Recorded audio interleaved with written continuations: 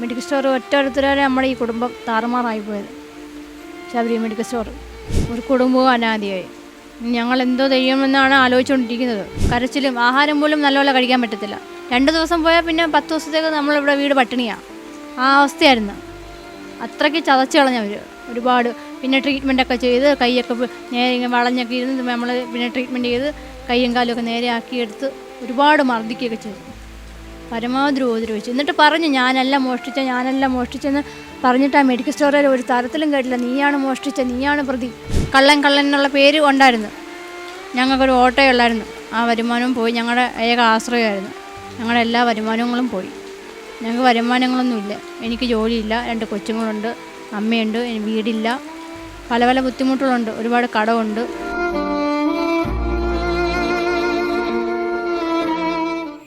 മോഷണ കേസിൽ കള്ളനെന്ന് മുദ്രകുത്തി അറസ്റ്റ് ചെയ്ത് ജയിലിലടക്കുകയും പോലീസ് ക്രൂരമായി മർദ്ദിച്ച് അവശനാക്കുകയും ചെയ്യുന്നു.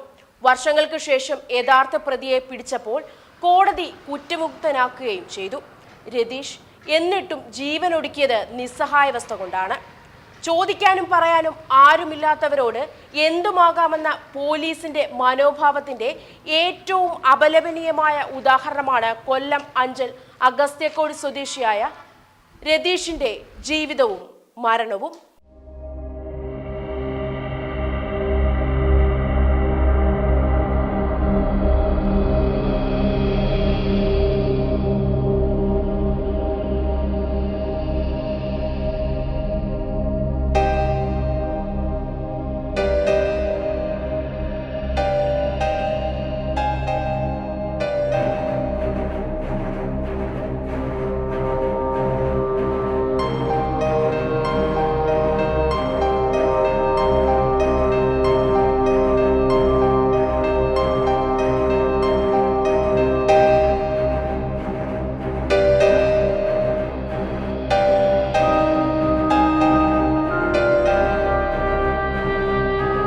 കഴിഞ്ഞ ദിവസം ആത്മഹത്യ ചെയ്ത രതീഷിൻ്റെ ഭാര്യ രശ്മിതയ്ക്കൊപ്പമാണ് നമ്മളുള്ളത്. നമുക്ക് ചേച്ചിയോട് തന്നെ ചോദിച്ചു നോക്കാം. ചേച്ചി, എന്താണ് സംഭവിച്ചത്? ശരിക്കും സംഭവിച്ചത് ഓട്ടം പോയതാണ്. ഓട്ടം പോയ വഴിക്കാണ് പോലീസുകാർ പിടിച്ചത്. പിന്നെ അന്നേരം ശബരി മെഡിക്കൽ സ്റ്റോർക്ക് കേസ് കൊടുത്താണ് അങ്ങനെ പിടിച്ചത്. അപ്പോൾ നമ്മൾ ഇതൊന്നും അറിഞ്ഞില്ല. അങ്ങനെ നമ്മൾ 6 ദിവസം കഴിഞ്ഞാണ് ഇത് അറിയുന്നത്. ഇങ്ങനെ പിടിച്ചുകൊണ്ട് പോയെന്നും ശബരി മെഡിക്കൽ സ്റ്റോറിൽ കയറിയതെന്നും വിവരങ്ങളെല്ലാം നമ്മൾ അറിയുന്നത്. 6 ദിവസം കഴിഞ്ഞാണ് നമ്മൾ കാണുന്നത്. അത് നമ്മുടെ ഏരൂര് ഒരു അമ്മൂമ്മയുണ്ട് തൂക്കുന്നത് പോലീസ് സ്റ്റേഷനിൽ. അപ്പോൾ അവരുടെ ആ ചേട്ടൻ പറഞ്ഞ് എൻ്റെ കുഞ്ഞമ്മയും ചിറ്റപ്പനും ഇവിടെ ഉണ്ട്, അവരോടൊന്ന് പറയണം, ഞാനിവിടെ ഉണ്ടെന്ന് പറയണമെന്ന് പറഞ്ഞു. അങ്ങനെ അവർ പറഞ്ഞ് അങ്ങനെയാണ് നമ്മൾ അറിയുന്നത്. നമ്മൾ പോലീസ് സ്റ്റേഷനിൽ കേസ് കൊടുത്തപ്പോൾ അവർ പറഞ്ഞ് അവിടെ അങ്ങ് ചെന്നിട്ടില്ലെന്ന് പറഞ്ഞ് 5-ന്ന് അവർ നേരെ ഏരൂർ കൊണ്ടുപോയിട്ട് 6 ദിവസം കഴിഞ്ഞ് അവർ ഒരുപാട് ഉപദ്രവിക്കുകയും മർമ്മസ്ഥാനത്ത് മുളക് തേക്കുകയും വെള്ളം കുടിപ്പിക്കുകയും എല്ലാം ശാരീരികമായിട്ട് ഭയങ്കര ബുദ്ധിമുട്ടുകളായിരുന്നു. അവർ 6 ദിവസം കൊണ്ടിട്ട് നല്ലോണം മർദ്ദിച്ചു. കണ്ണൂർ, കാസർഗോഡ് എല്ലായിടത്തും കൊണ്ടുപോയി മർദ്ദിച്ച് അവർ ആഹാരമൊന്നും മേടിച്ച് കൊടുക്കില്ലായിരുന്നു. ശബരി മെഡിക്കൽ സ്റ്റോറുടെ സ്കോർപ്പിയോ ഉണ്ടല്ലേ, ആ വണ്ടിയിലാണ് കൊണ്ടുപോയത്. സ്കോഡുകാരും ഇതും കൂടെ ഇവരുടെ പോയത്. ഒരു വെള്ളം പോലും മേടിച്ച് കൊടുക്കില്ല. അവന്മാരെപ്പോഴും പൊറോട്ടയിൽ നിന്ന് വെള്ളം അടിച്ച് അവിടെ ഇവിടെ എല്ലാം കൊണ്ടുപോയിട്ട് മർദ്ദിക്കുമായിരുന്നു. തിരിച്ച് റിമാൻഡ് ചെയ്തത് ജാമ്യത്തിലിറങ്ങിയ ശേഷം നമ്മളോട് ഇതെല്ലാം പറയുന്നത്. അല്ലാതെ നമ്മളൊന്നും അറിഞ്ഞില്ല. ഒരുപാട് ഉപദ്രവിച്ചെന്നും ഇങ്ങനെ ചെയ്തെന്നല്ല. അങ്ങനെ ജോലിക്കൊന്നും പോകാൻ പറ്റത്തില്ലായിരുന്നു. 2 ദിവസം പോയാൽ പിന്നെ 3-4 ആഴ്ച പോകില്ലായിരുന്നു. അങ്ങനെയൊക്കെ ഭയങ്കര പ്രശ്നങ്ങളായിരുന്നു. ചേട്ടൻ എപ്പോഴാണ് ആത്മഹത്യ ചെയ്തത്? വ്യാഴാഴ്ച രാവിലെ. എത്ര മണിക്കാണെന്ന് അറിയത്തില്ല. ഞാൻ രാവിലെ വണ്ടി പോകുന്നത് കാണാത്തതുകൊണ്ട് എണീച്ച് പോയി നോക്കിയപ്പോഴാണ് കണ്ടത്. 5 മണിക്കാണ് ഞാൻ കണ്ടത്. അത് എവിടെ ഒരു കേസിൽ ആ പ്രതിയെ പിടിച്ചപ്പോഴാണ് നമ്മൾ അറിയുന്നത്. ആ പ്രതി അവിടെ ശബരി മെഡിക്കൽ സ്റ്റോറിൽ മോഷ്ടിച്ചെന്ന് അറിയുന്നത്. അപ്പോഴാണ് നമ്മൾ അറിയുന്നത് ആ പ്രതി അതിനകത്തുണ്ടെന്ന്. അങ്ങനെ കുറ്റവിമുക്തനായി, കുഴപ്പമൊന്നുമില്ലായിരുന്നു. പക്ഷേ ഈ ജയിലിൽ ഈ മോഷ്ടിച്ചെന്ന് പറഞ്ഞപ്പോൾ ആരും സഹകരിക്കത്തും മിണ്ടത്തും എടുക്കത്തൊന്നുമില്ലായിരുന്നു. അങ്ങനെ പ്രതിയെ കിട്ടിയ ശേഷമാണ് എല്ലാവരും മിണ്ടിയും സഹകരിക്കുകയും എടുക്കുകയൊക്കെ ചെയ്തത്. പക്ഷേ എപ്പോഴും കള്ളൻ എന്നുള്ള പേര് ഉണ്ടായിരുന്നു. ഞങ്ങൾക്കൊരു ഓട്ടോയുള്ളായിരുന്നു. ആ വരുമാനവും പോയി. ഞങ്ങളുടെ ഏക ആശ്രയമായിരുന്നു. ഞങ്ങളുടെ എല്ലാ വരുമാനങ്ങളും പോയി. ഞങ്ങൾക്ക് വരുമാനങ്ങളൊന്നുമില്ല. എനിക്ക് ജോലിയില്ല, 2 കൊച്ചുങ്ങളുണ്ട്, അമ്മയുണ്ട്, വീടില്ല, പല ബുദ്ധിമുട്ടുകളുണ്ട്, ഒരുപാട് കടമുണ്ട്. ചേട്ടൻ ആത്മഹത്യ ചെയ്യുമെന്ന് തോന്നിയിരുന്നോ എപ്പോഴെങ്കിലും? ഇല്ല, തോന്നിയിരുന്നില്ല. ഒരിക്കലും അങ്ങനെ ചെയ്യില്ലെന്നാണ് നമ്മൾ വിചാരിച്ചത്. കാരണം നമ്മുടെ കുടുംബത്തിലെ ഒരു വരുമാനമല്ലായിരുന്നു. പക്ഷേ ബുദ്ധിമുട്ടുകൾ കാരണം പ്രയാസം ഉണ്ടായിരുന്നായിരിക്കും. ശബരി മെഡിക്കൽ സ്റ്റോറുകാരുടെ എപ്പോഴും പോലീസുകാരൊക്കെ ഭയങ്കര ഇതായിരുന്നു, ശല്യമായിരുന്നു. വണ്ടിയിൽ പോകുമ്പോൾ എപ്പോഴും ശല്യം ചെയ്യുമായിരുന്നു. നീ കള്ളനാ, നിൻ്റെ വണ്ടിയിൽ ആരും കയറ്റരുത്, ഫോൺ വിളിച്ചും ഭീഷണിപ്പെടുത്തുമായിരുന്നു. ഒരു തരത്തിലും അവർ ജീവിക്കാൻ താമസിക്കത്തില്ലായിരുന്നു. അതുകൊണ്ടൊക്കെ ആയിരിക്കും ചെയ്തത്. ശരീരവേദനയും നടുവേദനയും കാലുകഴപ്പും, ഒരു 2 ദിവസം പോയാൽ 10 ദിവസം പോകാൻ പറ്റത്തില്ല, ആ അവസ്ഥയായിരുന്നു. പിന്നെ കൊച്ചുങ്ങളെ നോക്കണമെന്ന് പറഞ്ഞങ്ങ് പോവും. എന്നാലും ബുദ്ധിമുട്ടായിരുന്നു. അതായിരിക്കും കാര്യം. അന്നേ ഭയങ്കര സങ്കടമായിരുന്നു, നാണക്കേടും എല്ലാം ഉണ്ടായിരുന്നു. പക്ഷേ ഇങ്ങനെ ചെയ്യുമെന്ന് നമ്മൾ വിചാരിച്ചില്ല. എന്നും വേദനയും കരച്ചിലും, ആഹാരം പോലും നല്ലപോലെ കഴിക്കാൻ പറ്റത്തില്ല. 2 ദിവസം പോയാൽ പിന്നെ 10 ദിവസത്തേക്ക് നമ്മളിവിടെ വീട് പട്ടിണിയാണ്. ആ അവസ്ഥയായിരുന്നു. അത്രയ്ക്ക് ചതച്ച് കളഞ്ഞവർ ഒരുപാട്. പിന്നെ ട്രീറ്റ്മെൻറ്റൊക്കെ ചെയ്ത് കൈയൊക്കെ നേരെ ഇങ്ങനെ വളഞ്ഞൊക്കെ ഇരുന്ന് നമ്മൾ പിന്നെ ട്രീറ്റ്മെൻറ്റ് ചെയ്ത് കൈയും കാലുമൊക്കെ നേരെ ആക്കിയെടുത്ത് ഒരുപാട് മർദ്ദിക്കുകയൊക്കെ ചെയ്തു. പരമാവധി ഉപദ്രവിച്ചു. എന്നിട്ട് പറഞ്ഞു ഞാനല്ല മോഷ്ടിച്ചെന്ന് പറഞ്ഞിട്ട് ആ മെഡിക്കൽ സ്റ്റോറിൽ ഒരു തരത്തിലും കേട്ടില്ല, നീയാണ് മോഷ്ടിച്ചത്, നീയാണ് പ്രതി എന്നൊക്കെ പറഞ്ഞ് ഭയങ്കര ഇതായിരുന്നു. അവർ തറപ്പിച്ചങ്ങ് നിന്ന്, നീയാണ് പ്രതി, വേറെ ആരുമല്ല, നീയാണ് എന്നും പറഞ്ഞുകൊണ്ട്. മെഡിക്കൽ സ്റ്റോർ ഒറ്റൊരുത്തരാണ് നമ്മുടെ ഈ കുടുംബം താറുമാറായി പോയത്. 5 ശബരി മെഡിക്കൽ സ്റ്റോർ. ഒരു വൈരാഗ്യമില്ല, കൊച്ചിന് പൊടി മേടിക്കാൻ മാത്രം കയറുന്നേ ഉള്ളൂ. അത് എൻ്റെ മോക്ക് 3 മാസമായപ്പോൾ, മൂത്തവക്ക് 3 മാസമായപ്പോഴാണ്. അല്ല, ഒരു വൈരാഗ്യവും ഇല്ല. രൂപസാദൃശ്യം ഉണ്ടെന്ന് പറഞ്ഞ് പിടിച്ചോണ്ട് പോയതാ. ഇന്ന് ഇത്ര ദിവസമായി ആളും പോയി, ഒരു കുടുംബവും അനാദിയായി. ഞങ്ങൾ എന്തോ ചെയ്യുമെന്നാണ് ആലോചിച്ചുകൊണ്ടിരിക്കുന്നത്. വേറെ വരുമാനം നമുക്കില്ലല്ലോ, ആരും കൊണ്ടുത്തരാനും ഇല്ല, ജോലിയില്ല, വീടില്ല. അതുകൊണ്ടാണ് മുമ്പോട്ടുള്ള കാര്യങ്ങൾ ഇങ്ങനെ ആലോചിച്ചുകൊണ്ടിരിക്കുക. എന്ത് ചെയ്യുമെന്ന് ഒരു എത്തും പിടിയില്ല. ആകപ്പാടെ ഉള്ള എല്ലാം പോയി. മോന് 6 വയസ്സ്, മോക്ക് 10 വയസ്സ്.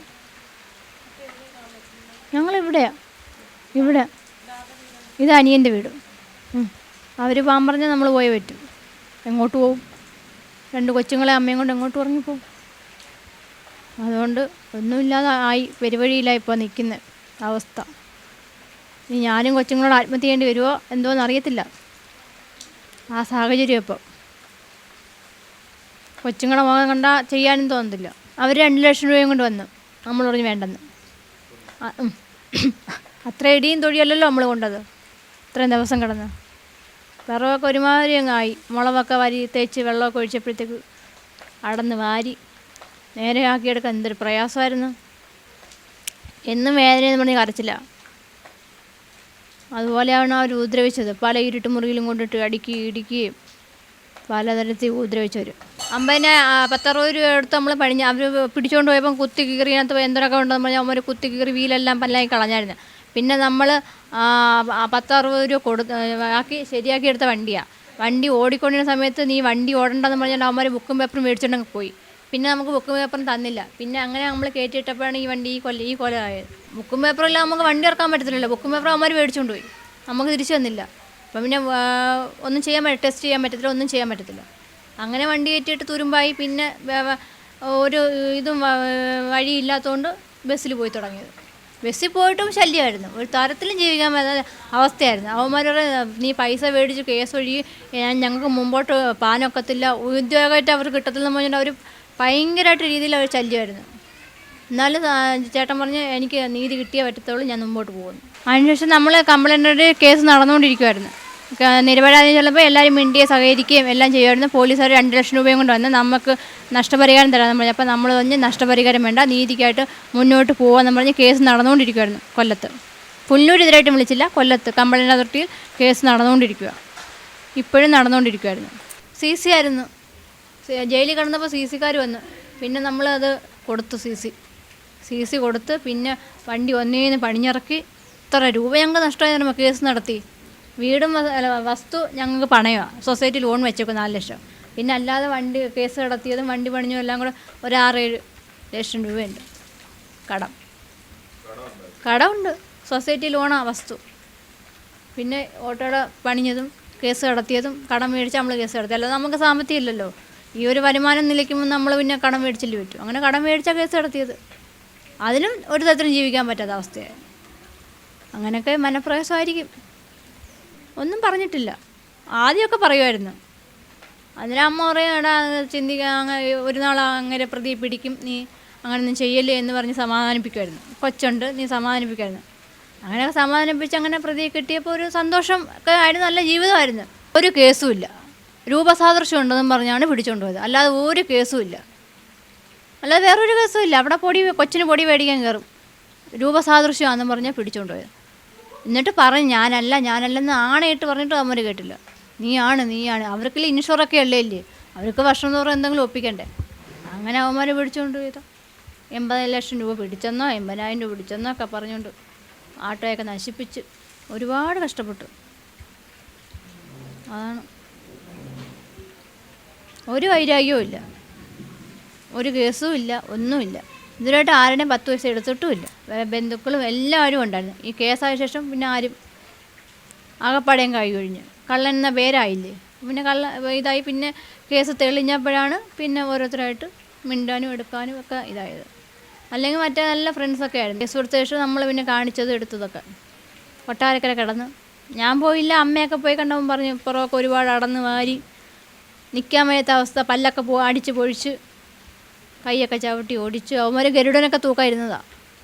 2ാമത് കസ്റ്റഡി മേടിച്ചിട്ട് ഗരുഡൻ തൂക്കായിരുന്നതാണ്. അപ്പം ഇത്തേക്ക് പറഞ്ഞ് എന്നെ ഗരുഡൻ തൂക്കി ഞാൻ കോടതിയിൽ പറയുമെന്ന്. അതുകൊണ്ട് ഗരുഡനൊന്നും തൂക്കിയില്ല. നഖമൊക്കെ വലിച്ചു വീഴാൻ നോക്കി അവർ. പക്ഷേ അപ്പോൾ പറഞ്ഞ് എന്നെ എന്ത് ചെയ്താലും ഞാൻ ഇനി കോടതി, കാരണം കോടതിയിൽ നിന്ന് കസ്റ്റഡി മേടിക്കുമ്പോൾ അങ്ങനെ ചെയ്യാൻ പറ്റത്തില്ലല്ലോ എന്ന് പറഞ്ഞ് ഒത്തിരി ഉപദ്രവിച്ചു അവന്മാർ. ഒരു തരത്തിലും ഭയങ്കര ശല്യമായിരുന്നു. അങ്ങനെ ആരോഗ്യസ്ഥിതിയൊക്കെ ഒരുപാടങ്ങ് മോശമായി. പിന്നെ ഒന്നും കഴിക്കാതായി, പിന്നെ റെസ്റ്റായി, പണിക്ക് പോകാതായി, പിന്നെ കടമായി. പണിക്ക് പോകാതിരുമ്പോൾ പിന്നെയും കടം മേടിച്ച് പിന്നെ അങ്ങ് ഇരട്ടിക്കടമായി. അപ്പോൾ ഉള്ള വസ്തുവും പോയി, ജോലിയില്ല, 2 കൊച്ചുങ്ങളുണ്ട്. മുമ്പോട്ടുള്ളത് എന്താണ് ചിന്തിക്കണം. ജീവിക്കാതിരിക്കാൻ പറ്റത്തില്ലല്ലോ. നമ്മൾ ആത്മഹത്യ ചെയ്യേണ്ട അവസ്ഥയാണ് ഇപ്പം, ഞാനും അമ്മയും കൊച്ചുങ്ങളും കൂടെ.